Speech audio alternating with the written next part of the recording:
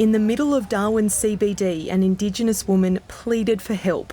She'd been stabbed allegedly by her partner, who was later charged with murder. In the Northern Territory, we have a disproportionate number of women, particularly Aboriginal children, women and children, that face domestic violence. The Voice to Parliament is seen by many as one way to improve the lives of Indigenous Australians. Unless First Nations people are fully involved at every level, then our sense of powerlessness for those communities, for families, will continue to remain.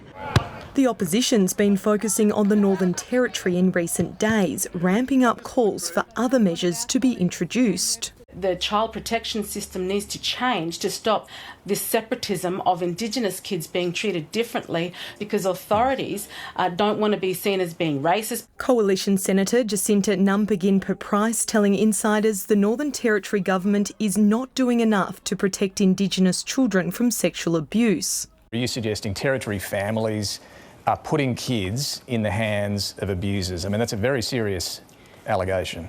That's right, and this is what foster parents have been telling me. She needs to come forward and make some declarations around what evidence she has that supports that view. When the Coalition was in power, there were calls for a Commissioner for Indigenous Children, but those weren't heeded. This is a body that can not only investigate what is going wrong for many of our children, but also advocate for them. But the Senator wants a review of the child protection system and a federal takeover. The only sort of referendum I would support right now is if we put the lives and the responsibility of children into the federal arena. The No side is ramping up its campaign tomorrow with a series of ads targeting states where support for the Voice to Parliament doesn't appear as high.